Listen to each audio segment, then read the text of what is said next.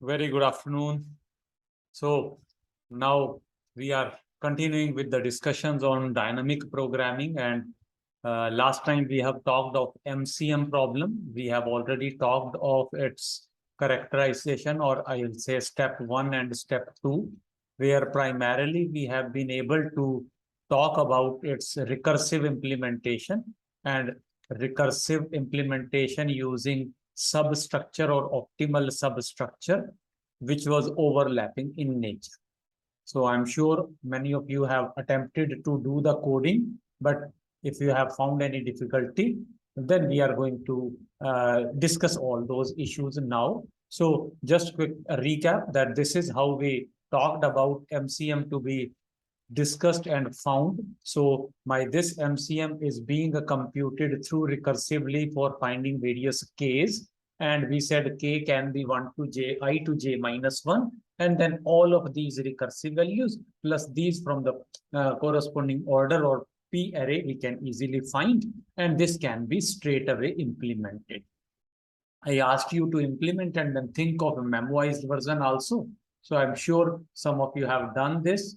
If you are finding any difficulty, it will be clear when I go to the corresponding demo. So let's have a demo of the code in dev CPP. And through that, it will be more clear, and then we will resume with the remaining portions of this. That is step 3 and 4. So just before that, let me share my screen. Yeah. So I asked you to implement the recursive versions of the corresponding MCM. So I effectively show you here is what we can easily do.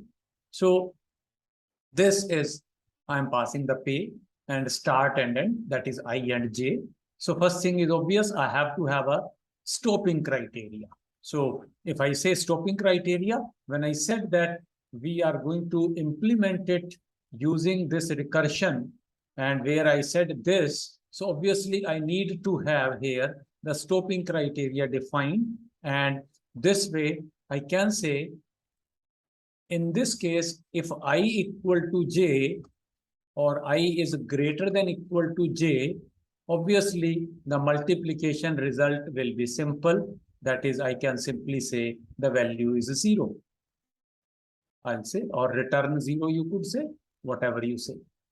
So you can easily see that this is going to be my recursion stopping criteria. And this is simple. If I have as long as I have a single matrix, obviously no multiplication steps needed. So if I equal to j, that means, let's say I'm saying a1. So a1 means I equal to 1, j equal to 1. So a1 is not to be multiplied with anyone. If as long as I have a single size matrix, I can say the steps are 0. So that can become the stopping criteria, and that I can use during coding of recursion. So that's what we have precisely done earlier also.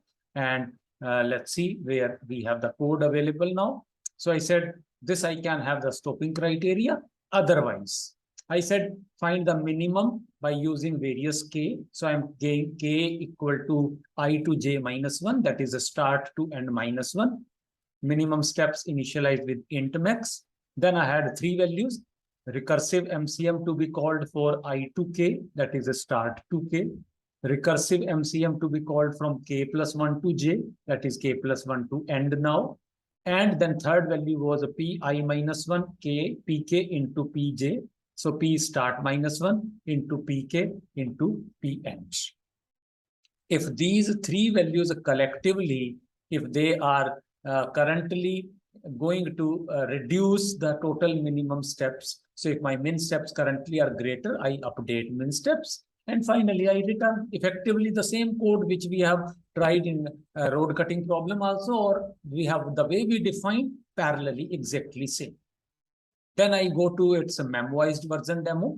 So memoized, I said that in this case, because I require start as well as k, so I have 2 different points on basis of which result will be stored.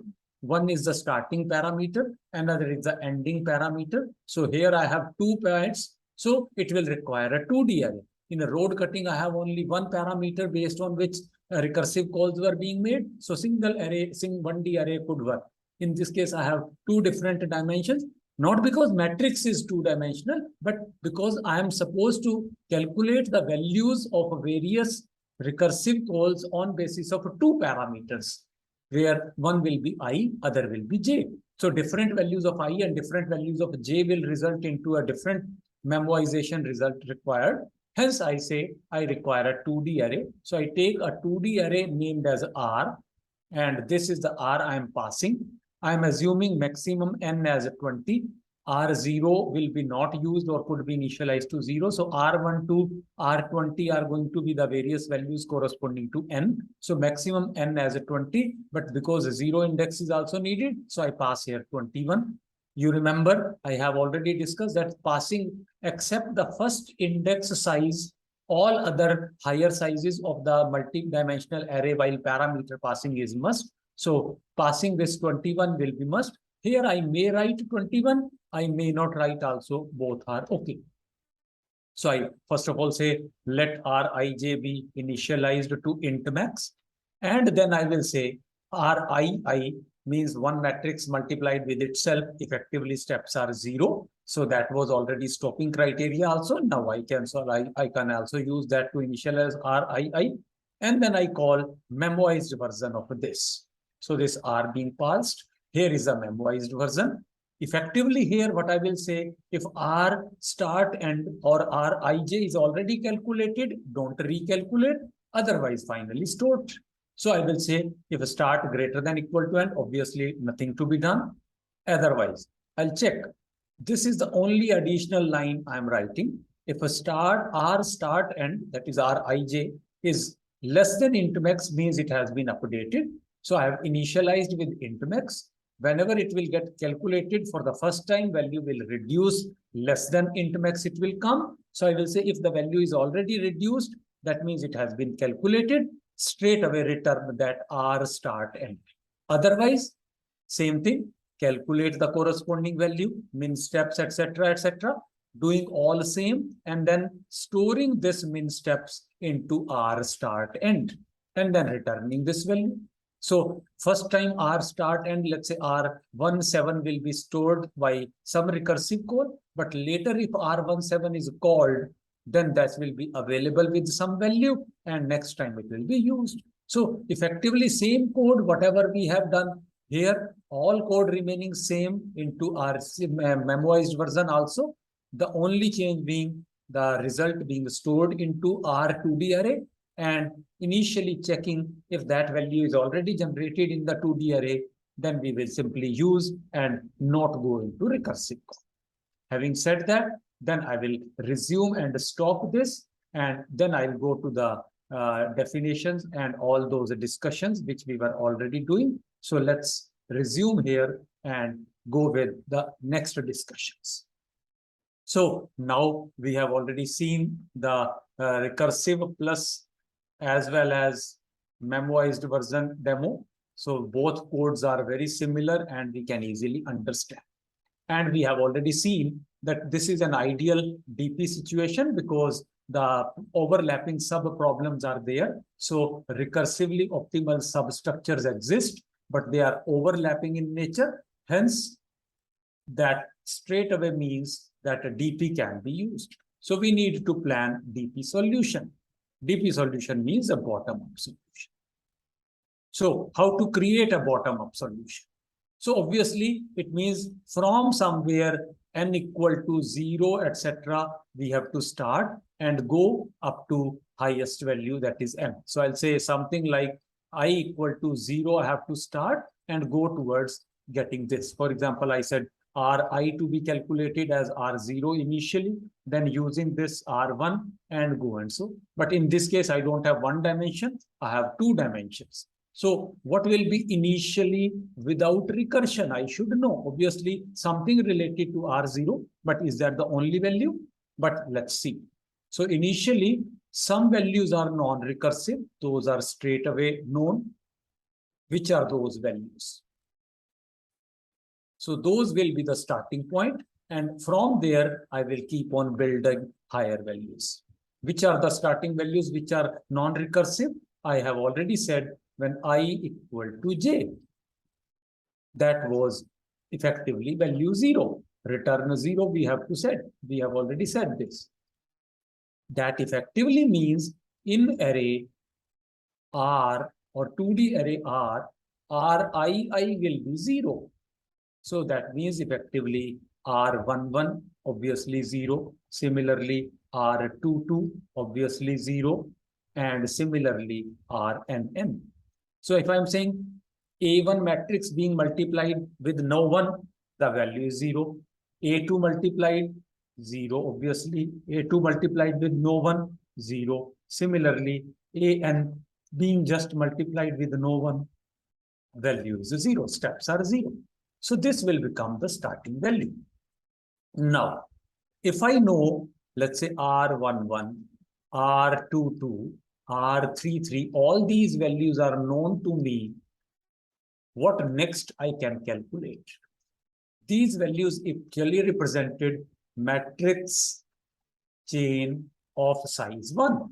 Because in this case, one matrix is being considered at only of size 1. Or I'll say of length 1. One matrix at a time. These results are non-recursive. Now, using this non-recursive, what can I generate? If I am able to think that step, then effectively my bottom-up solution is ready. So I can easily say, once chain of length 1 is known, effectively, what next I can calculate is, for example, if I know A1 individually, I know A2 individually, I know A3 individually, I can easily calculate number of steps needed to multiply A1, A2, or let's say A2, A3, or let's say A3, A4. This can be the parenthesis. This value, because when I said A1, A2, or A2, A3, in this case, I have effectively called, if I say MCM I to J, effectively this is 1, this is 2, this will be minimum out of what? Minimum out of MCM. K can be only exactly 1, no other choice. So I'll say MCM of 1, 1 plus MCM of 2, 2 plus P0, P1, P2. So this call, internally recursive call, was equivalent to this call. This value now instead of M, it is possible to be used as R11. This is possible to be used as R22. And this is obviously non-recursive. So my aim has to be always that whatever I have written earlier for I to J, in this, if I have minimum to be found from 1 I less than equal to, or I'll say J to be, K to be in between I to J minus 1. So my K of this, and I wanted minimum out of MCM of call IK plus MCM of call KJ plus Pi minus 1 into Pk into Pj. Now I want dp requires, for dp what I require is obviously this to be non-recursive. Non-recursive means in dp I should be able to write here r of something, and that should have been already generated. Similarly, this call also should get generated as, let's say, Rik. This should be generated as Rkj plus whatever value, no issues. But these values should have been already computed, and then I will be able to compute this Rij. So I have to proceed in a way that Rij is computed using this, and whatever k can be, it should be always in a way that every Rik or every Rkj exists.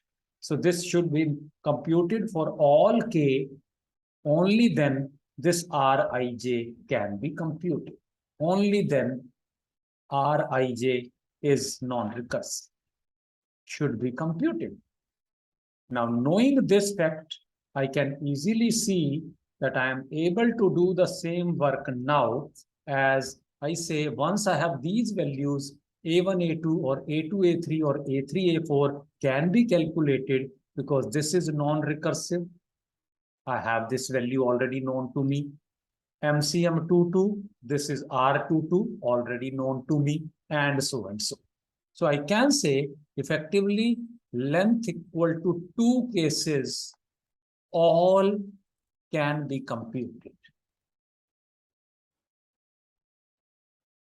Similarly, after this, obviously now I can see which will be the next step which can be computed non-recursively.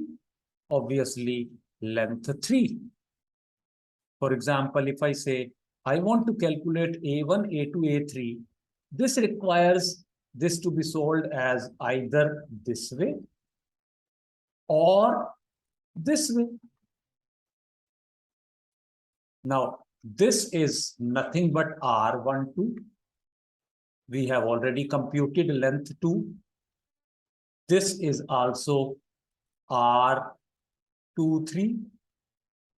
Again, length 2. So all are now can be computed and all are computed. So this is ready. This is ready. This is individual one length already ready. One length already ready. Similarly, A2, A3, A4, that also can be computed because it will require either A2, A3 followed by A4 or A2 before that A3, A4 already multiplied. So I say they will be computed in this order. Again, this is length 2 already computed. This is length 2. So we require either length 2 or we require length 1. So with length 1 and 2 computed, I am able to compute all the values for the length 3. And similarly, I can keep on proceeding and I can reach to length n. And once I get length n, my total work is over because my MCM problem said that I have a chain of length n. So now my code becomes simple. I will say if I have to solve MCM using a DP way, of course, the profit array will be needed, n will be needed, but now n because I am not going recursive, so only one automatically means I am talking of 1 to n. And I will need an R array with, let's say, n plus 1 size taken 21. So I can have this to return the total value int. Now, if I have to implement this, first thing is R to be initialized. So I can easily say initially R1, R11, 2, 2, etc. So I can say R equal to 0 to n. I can say Rii equal to 0. Of course, 0, even if I don't take, fine. So even if I start with 0 instead of 0 from 1, because R00 we are not using, so R00. So each R11, R22, all that get value as 0. So all these initially single matrix multiplication ready. Then I have to start with, so length 1 ready. Length 1 minimum steps ready. So this is ready. And then from here, obviously, I can start with the higher length. So I will say, next time my length should be taken as a 2. Next time length should be taken as 3. Next time length should be taken as this. And now I will say compute effectively all Rij of length 2. Of length 2. So that we have to compute. That means I will require I to start from somewhere and j should be such that, so j has to be such that length is 2. Has to be according to length. I can easily see that j's value will be according to length. For example, when length is 2, I need to calculate 1, 2, 2, 3, 3, 4, 4, 5, etc. So my ultimately Rij will be computed somewhere. So I say Rij will be computed equal to some minimum steps. And minimum steps we will find in between. That will mean I loop has to start 1 to something I have to do. I have to repeat. Based on that, my j has to be found. Once I know j, my minimum steps will be followed. So I'll say effectively, I will start with having min steps equal to infinity or min steps equal to plus infinity.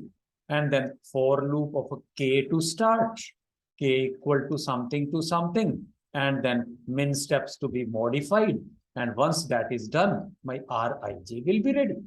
And this code will be almost similar to recursive call, except that instead of recursive call, we are going to write that an value or a to instead of recursive call, this will be replaced with the corresponding call to Rik or something of this. So that is exactly what I'm going to do. So based on that, effectively now have to find out what should be. So I have said length equal to 2 to n. I'm going to repeat. Then within this, I'll say I need I loop. Of course, 1. But from up to what I have to go, I have to find out. Because I should not go out of range. So I will have I plus plus. Based on that, j is to be calculated. And then once j is known, I will say effectively, I will write minimum steps equal to infinity. And then I will say for k equal to I to j minus 1, our all loop.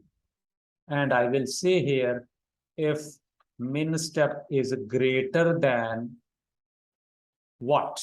Obviously, I said Rik. Earlier it was MCM Ik. So I say Rik plus Rk plus 1 to j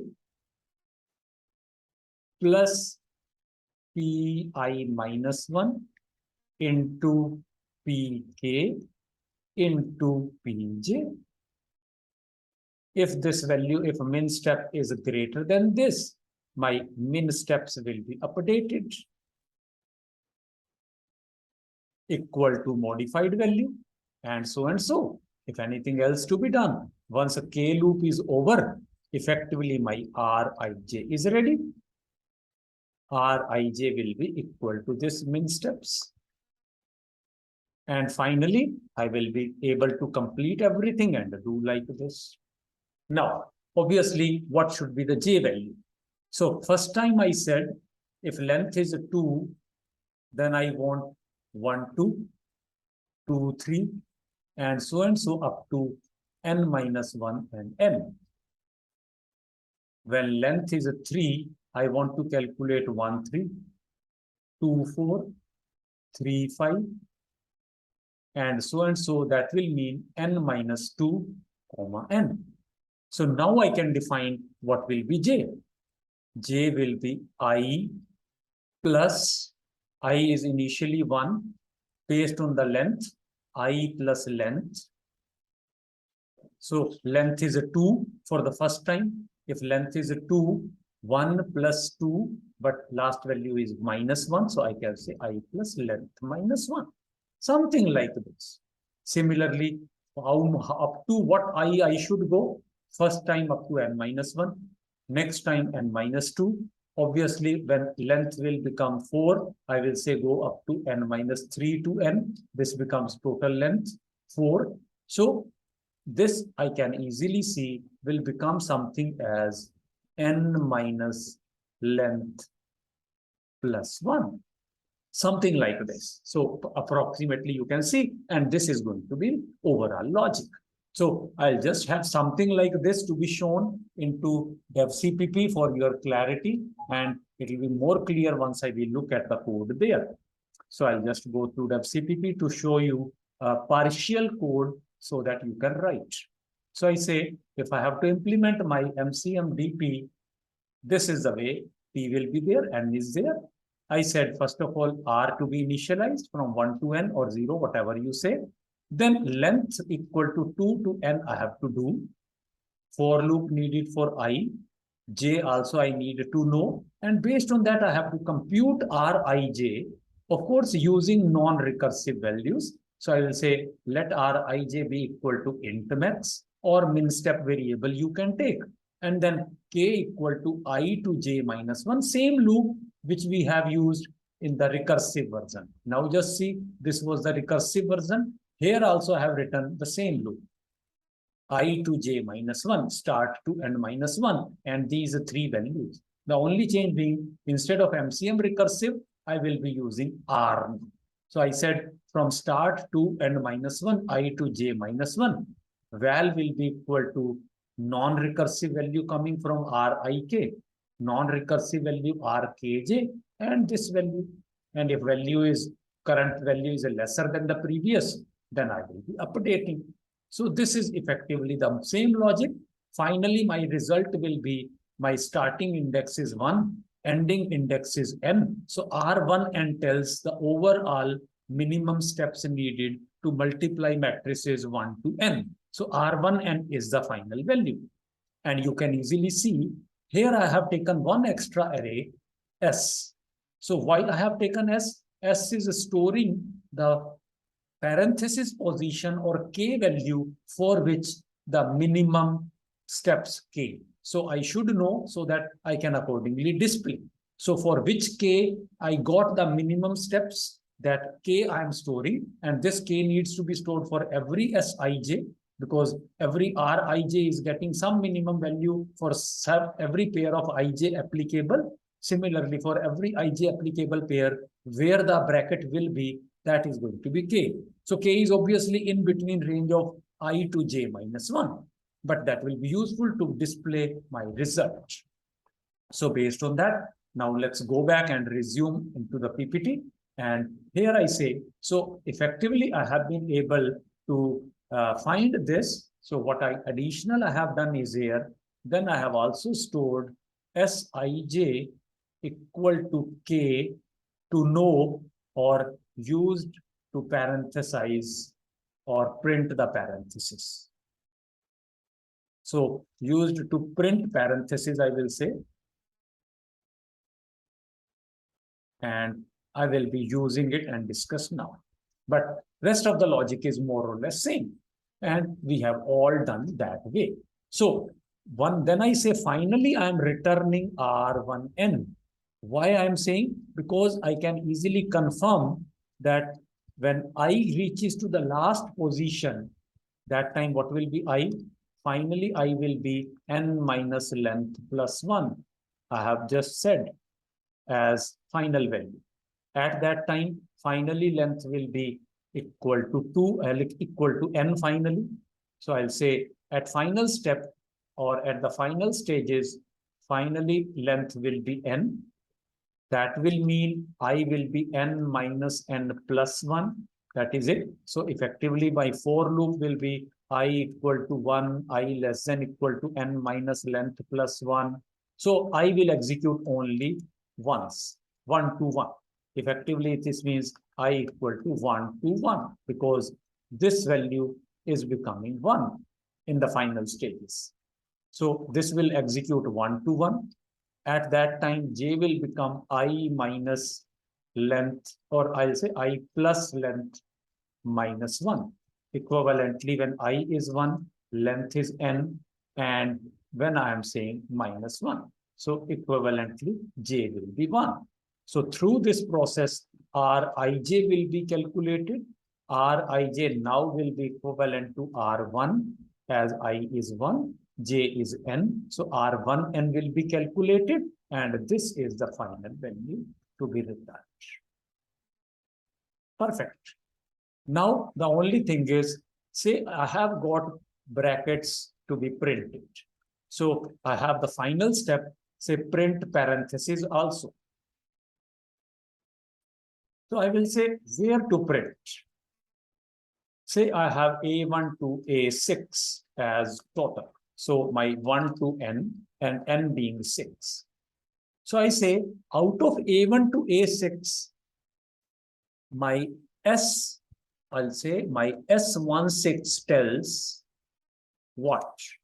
S16 is k for which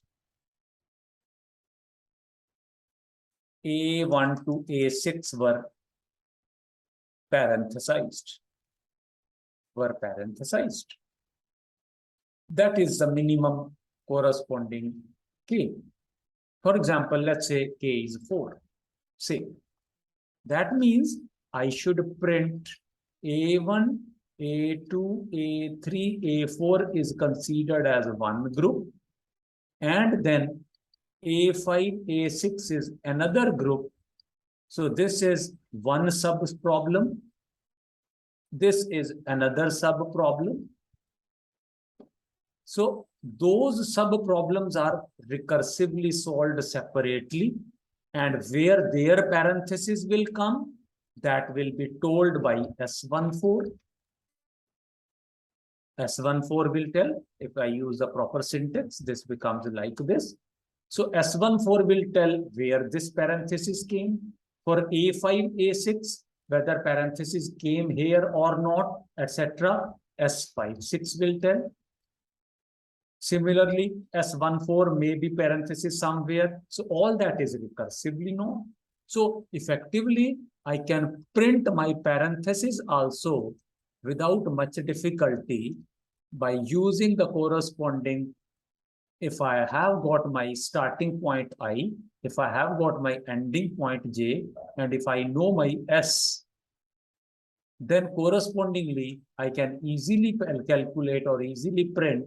So S, even if I have taken, let's say, global, then I may be just using IJ, I need to know. So I will say printing parenthesis means what?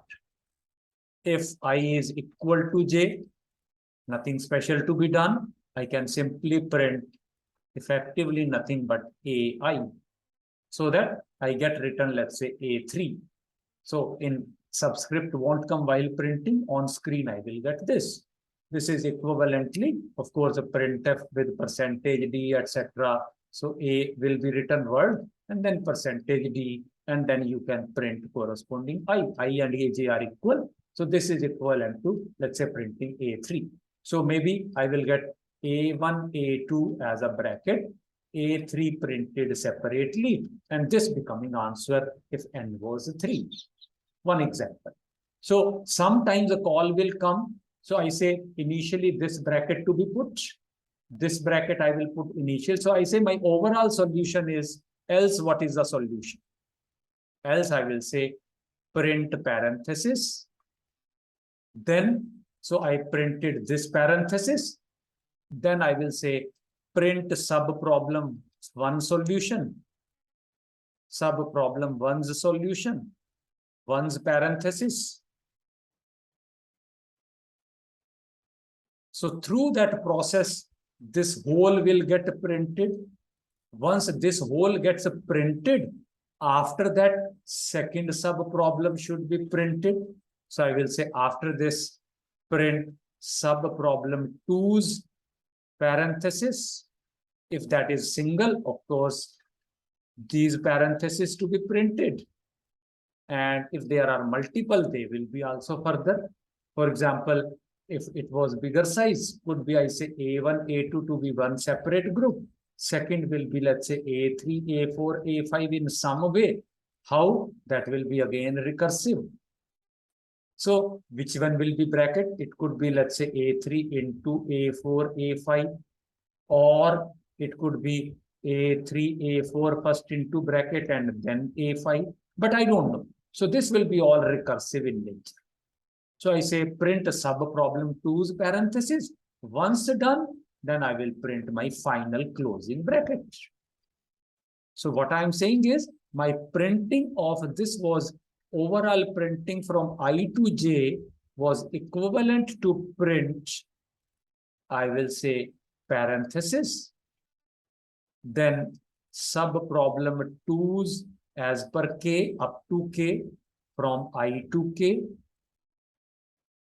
and then I will print sub problem K plus 1 to J. K is known to me, and then I will print this. So this is one sub problem printed in between, another sub problem printed in between, and this parenthesis explicitly printed.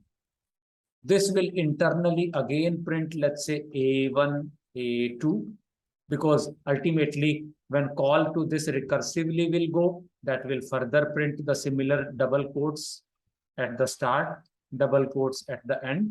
This side could be only A3 printed and this double quote is already there. Or if this could be A3, A4 as another bracket, obviously. So that could become either as A1, A2 within brackets and A3, A4 in another brackets and like this. And of course, this A1, A2 is coming because of a sub problem 1. Sub problem 2 will print either this or this, and these brackets I print everything. So that it can be straight recursive implementation without much difficulty. Meaning what? Effectively, I'll show a sample code for your help that if I wanted to print, so I can simply say print optimal parenthesis I to j, k is to be known. So if I say if I equal to j, I will simply say print ai, that is a1, a2, etc., etc.